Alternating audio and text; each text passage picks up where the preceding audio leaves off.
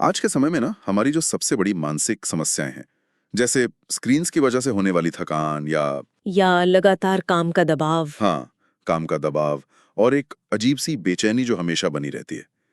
तो ये कल्पना करना थोड़ा अजीब लग सकता है कि इसका सबसे बेहतरीन इलाज किसी हाईटेक सिलिकॉन वैली लैब में नहीं बना है। बिल्कुल, बल्कि इस उलझन का समाधान तो लगभग 100 साल पहले ही खोज लिया गया था। सही कहा, और वो भी हिंदी कविता के रूप में। मतलब अक्सर जब हम ऐतिहासिक साहित्य या पुरानी किताबों के बारे में सोचते हैं ना, तो दिमाग में क्या आता है? किसी म्यूजियम में रखी धूल भरी किताबें। हाँ बिल्कुल, ऐसा लगता है जैसे वो सिर्फ एक बीता हुआ कल है, जिसका आज की इस तेज तर्रार जिंदगी से कोई लेना देना ही नहीं है। ये एक बहुत ही आम धारणा है कि पुरानी कविताएं सिर्फ अकादमिक चर्चाओं का या क्लासरूम्स का हिस्सा होती हैं, हम्म। पर ऐसा है नहीं। बिल्कुल नहीं। सुमित्रा नंदन पंत जी का जो काव्य संग्रह है पल्लव, वो इस धारणा को पूरी तरह से तोड़ देता है। हाँ, मतलब ये कोई ऐसी चीज नहीं है जिसे सिर्फ कांच के बक्से में सुरक्षित रखा जाए। सही कहा। ये एक जीता जागता, मतलब सांस लेता हुआ मनोवैज्ञानिक और भावनात्मक अध्ययन है। ये किताब सीधे तौर पर इस बात को चुनौती देती है कि इंसान अपने आसपास की दुनिया को और खुद अपने भीतर के शोर को किस तरह महसूस करता है। और आज के इस डीप डाइव में हम इसी रहस्य की गहराई में उतरने वाले हैं। बिल्कुल।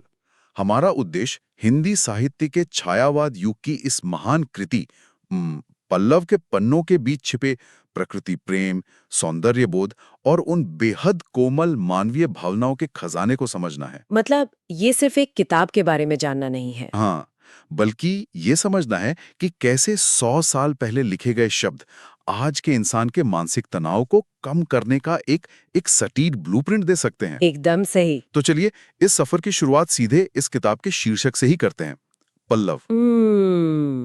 पल्लव। जब कोई पहली बार ये शब्द सुनता है ना, तो दिमाग में बसंत ऋतु और पेड़ों की नई पत्तियों का ख्याल आता है। हाँ, इसका शाब्दिक अर्थ यही है। पर किसी पूरी की पूरी मनोवैज्ञानिक और भावनात्मक किताब का नाम सिर्फ एक पत्ती के नाम पर क्यों रखा जाएगा? मतलब ये थोड़ा एक तरफा सा लगता है ना? पल्लव का शाब्दिक अर्थ बेशक पेड़ों पर आने वाले नए कोमल पत्ते हैं जो बसंत ऋतु में खिलते हैं, लेकिन यहाँ पंत जी किसी वनस्पति विज्ञान या बॉटनी की बात नहीं कर रहे हैं। अच्छा, तो फिर? इस शीर्षक के पीछे एक बहुत गहरा और विचारणीय रूपक छिपा है, मतलब एक मेटाफर है।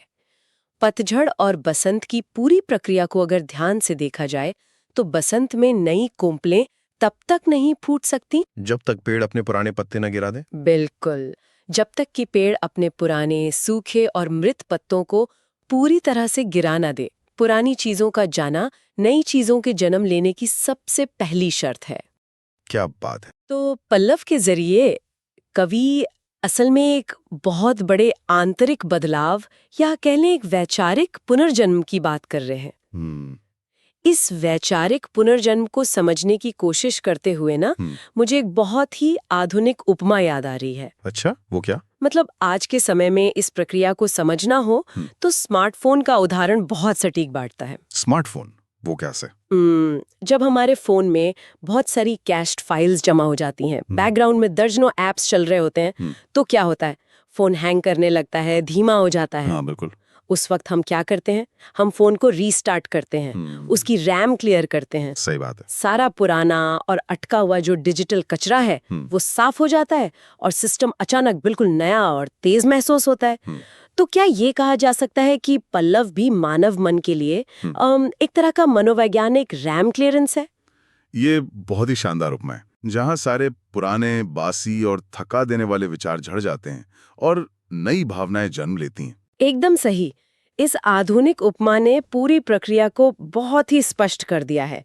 और पता है, रैम क्लियरेंस का ये विचार उस ऐतिहासिक संदर्भ से भी मेल खाता है जिसमें ये कृति लिखी गई थी।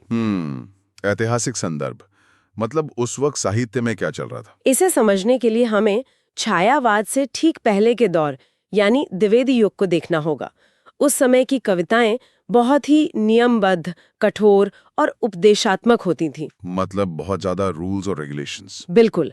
मानव व्याकरण और नैतिकता की भारी जंजीरों ने मानवीय भावनाओं को जकड़ लिया हो, साहित्य, अगर आपके शब्दों में कहूं, तो एक तरह से हैंग हो चुका था। ओहो, तो मतलब सिस्टम को रीस्टार्ट करने की जरूरत थी। हाँ, ऐसे में पल्लव का आना एक बहुत बड़ा विद्रोह था।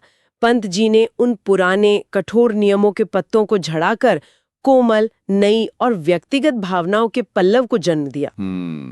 तो ये सिर्फ बाहर के मौसम का बदलना नहीं था? नहीं, बल्कि इंसान के दिमाग और आत्मा के भीतर आ रहा एक नया बसंत है।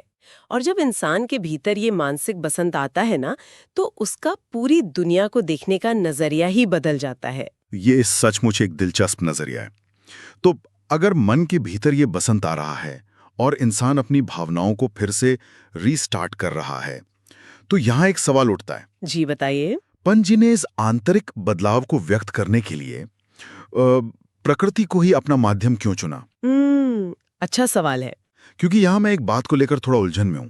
मतलब कविताओं में बादलों को रोता हुआ दिखाना या हवा को गाता हुआ बताना, ये तो सदियों पुराना काव्यात्मक तरीका है ना? हाँ, मानवीकरण तो हमेशा से होता आया है। बिल्कुल, इंसान हमेशा से प्रकृति का मानवीकरण करता आया है। तो फिर पंत जी के इस छायावाद में ऐसा क्या अलग है जो इसे सिर्फ एक साधारण अलंकार या सजावट से ऊपर उठा देता है? ये एक बहुत ही महत्वपूर्ण सवाल है, और सच कहूं तो इसी में छायावाद का सबसे बड़ा रहस्य छिपा है।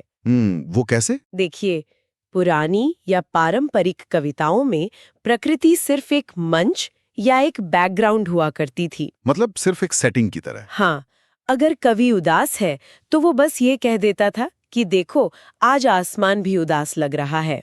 वहां प्रकृति का इस्तेमाल सिर्फ एक सजावट के लिए होता था। ओके, समझ गया। लेकिन पल्लव में और पूरे छायावाद में प्रकृति कोई निर्जीव पृष्ठभूमि नहीं है। वो पूरी तरह से जीवंत है, उसमें प्राण है। अच्छा। हाँ, पंत जी प्रकृति का सिर्फ इस्तेमाल नहीं कर रहे हैं, बल्कि वे उसके साथ एक हो रहे हैं। उनके लिए पहाड़, पेड़, फूल, चांद, तारे और हवा, ये सब कोई जड़ वस्तुएं नहीं हैं। तो वो क्या है? ये ऐसी जीवित इकाइयां हैं जो इंसान की तरह महसूस कर सकती हैं, प्रतिक्रिया दे सकती हैं। तो इसका मतलब ये हुआ कि कवि और प्रकृति के बीच की जो सीमा रेखा है वो पूरी तरह से मिट गई है। बिल्कुल। ये बिल्कुल वैसा ही है जैसे जब हम अपने किसी बहुत करीबी दोस्त या जीवन साथी के साथ होते हैं। हाँ, जहाँ शब्दों की जरूरत ही नहीं होती। एकदम सही। हम बस उनके चेहरे के सूक्ष्म भावों को देखकर, उनकी आंखों को पढ़कर ही उनके दिल का सारा हाल जान लेते हैं। बहुत खूब। ऐसा लग रहा है कि पंत जी भी ठीक यही काम प्रकृति के साथ कर रहे हैं। वे किसी पहाड़ की चोटी या रात में तारों की चमक रूपी चेहरे पर इंसान की सबसे गहरी भावनाओं को पढ़ रहे हैं। ये तुलना इस जीवन संबंध की गहराई को बहुत अच्छी तरह दर्शाती है। पंत जी इस बात को गहराई से समझते हैं कि इंसान की खुशी, उसका दुख, उसका प्रेम, ये सब ब्रह्मांड की लय से अलग नहीं है। सब एक दूसरे से जुड़े हुए हैं। बिल्कुल। जब वे किसी फूल को खिलते हुए देखते हैं तो वे सिर्फ एक प्राकृतिक घटना का वर्णन नहीं करते, बल्कि वे उस फूल के भीतर जीवन के प्रति जो उल्लास है उसे इंसान की खुशी के साथ जोड़ देते हैं। क्या बात है! चांद की खामोश रोशनी में उन्हें एक गहरी मानवीय शांति दिखाई देती है। ये एक ऐसा परिदृश्य है जहां इंसान और उसका वातावरण एक दूसरे से लगातार बातचीत कर रहे हैं। तो ये सिर्फ एक काव्यात्मक चाल नहीं है, बल्कि एक पूरी जीवन दृष्टि है। 100%। खैर, ये सब सुनने में बहुत ही रोमानी और दार्शनिक लगता है, लेकिन यहाँ मुझे आज की वास्तविकता को लेकर थोड़ा संशय हो रहा है। कैसा संशय? मतलब हम 100 साल पहले लिखी गई एक किताब की बात कर रहे हैं, जब लोग शायद असल में पेड़ों और नदियों के बीच अपना समय बिताते थे। पर आज की सच्चाई देखिए। आज का दौर काफी अलग है। बिल्कुल। आज एक आम इंसान का ज्यादातर वक्त कंक्रीट की ऊंची ऊंची इमारतों में, ट्रैफिक के शोर के बीच और मोबाइल या लैपटॉप की ब्लू लाइट वाली स्क्रीन्स के सामने बीतता है। हाँ, ये तो है। मिट्टी की महक और खुली हवा से तो जैसे हमारा नाता ही टूट गया है। तो क्या आज के इस शहरी और तकनीकी दौर में प्रकृति को एक जीवित साथी के रूप में महसूस करने की बात करना एक भूली हुई कला नहीं बन गया है? आपका ये संशय बिल्कुल स्वाभाविक है। मतलब क्या आज का इंसान इस दर्शन से कोई जुड़ाव महसूस कर भी सकता है? आज के कंक्रीट के जंगलों में प्रकृति से ये जीवंत संबंध वाकई एक लॉस्ट आर्ट या भूली हुई कला जैसा लग सकता है।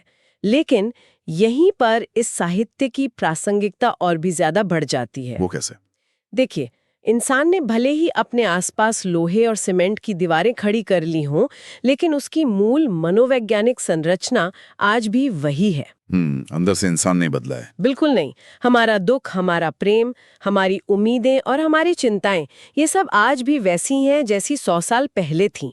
बल्कि आज के इस अलगाव या डिस्कनेक्ट की वजह से हम भावनात्मक रूप से ज्यादा कमजोर और खोखले हो गए हैं। ये बहुत ही गहरी बात कही आपने। पल्लव कोई ऐसी चीज नहीं है जो सिर्फ तब काम आती है जब आप किसी जंगल में बैठे हों। ये एक याद दिलाने वाला दस्तावेज है। ये याद दिलाता है कि इंसान की आत्मा का असली घर कहाँ है। प्रकृति के बीच। हाँ, ये अलगाव ही हमारे आज के तनाव का सबसे बड़ा कारण है और उस जुड़ाव की वापसी की जरूरत आज पहले से कहीं ज्यादा है। तो मान लीजिए कि आज के इस भागदौड़ वाले जीवन में अगर कोई व्यक्ति